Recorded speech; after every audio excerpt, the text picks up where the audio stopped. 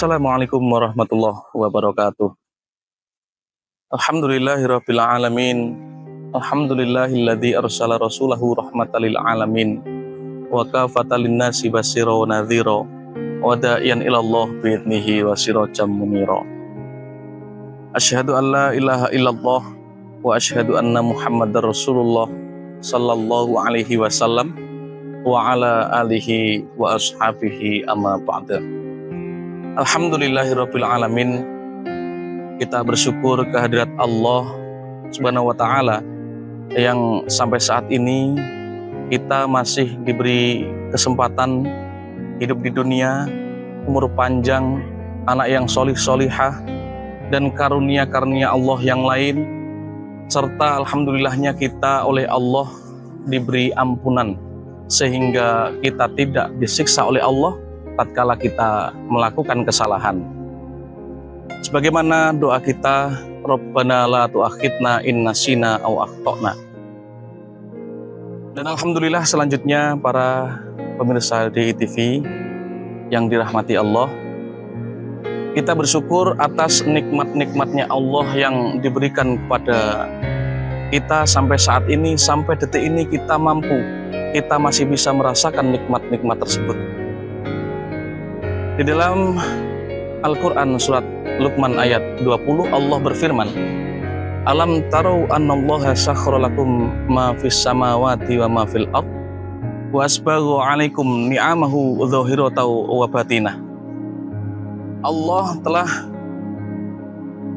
memberikan kesempurnaan nikmat zahir, nikmat yang tampak maupun nikmat batin yang berupa hidayah sehingga kita bisa mengamalkan isi dari Al-Quran dan Al-Hadis. Salawat serta salam semoga senantiasa terus tercurahkan kepada junjungan Nabi besar Muhammad Sallallahu Alaihi Wasallam beserta keluarga dan sahabat-sahabatnya. Kemudian bersyukur kepada wasilatul hidayah, perantara hidayah yang sudah ridho beramal solih untuk memperjuangkan Quran hadis sampai sehingga kita bisa menikmati sampai saat ini. Dengan kalimat syukur, alhamdulillah, jazahumullahu khaira. Semoga Allah beri manfaat dan barokah. Para pemirsa DITV yang dirahmati Allah, sesuai dengan tema kita pada hari ini, yaitu mencari teladan atau menteladani semangatnya ibadah para sahabat-sahabatnya Nabi zaman dulu, sehingga kita bisa mengimplementasikan di kehidupan saat ini supaya kita lebih bersemangat di dalam menjalankan perintahnya Allah dan Rasulullah. Kisah dari Nabi Muhammad SAW pada zaman dulu dan para sahabat-sahabatnya, yaitu mengambil kisah yang Nabi Muhammad SAW melaksanakan sholat lail, sholat malam yang dulunya dikerjakan sendirian, dan di akhir malam suatu hari Nabi Muhammad SAW melaksanakan sholat lail dan diketahui oleh para sahabatnya, sehingga sahabatnya mengikuti makmum di belakangnya Nabi. Sampai di pagi hari sahabatnya yang sudah mengikuti sholat lail bersama Nabi malamnya bercerita kepada sahabat-sahabat yang lain, sehingga sahabat yang lain pun tergerus hatinya untuk lebih termotivasi untuk melaksanakan ibadah yang disebut sholat lail bersama Nabi. Hari kedua semakin banyak lagi peserta, semakin banyak lagi sahabat yang mengikuti sholat lail bersama Nabi. Hari ketiga pun masjid lebih padat lagi, menjadi sesak, bahkan sampai luar biasa banyaknya sahabat yang ingin mengikuti sholat lail bersama Nabi. Di hari keempatnya para pemirsa DITV, di hari keempatnya para sahabat sudah berbondong-bondong ke masjid untuk mengikuti sholat Lail bersama Nabi. Tetapi tidak seperti hari pertama, hari kedua, atau malam pertama, malam kedua, malam ketiga, Nabi tidak keluar dari rumahnya atau dari kamarnya. Tidak seperti malam pertama, malam kedua, dan malam ketiga, Nabi tidak keluar dari kamarnya untuk melaksanakan sholat Lail bersama sahabat-sahabat yang lain.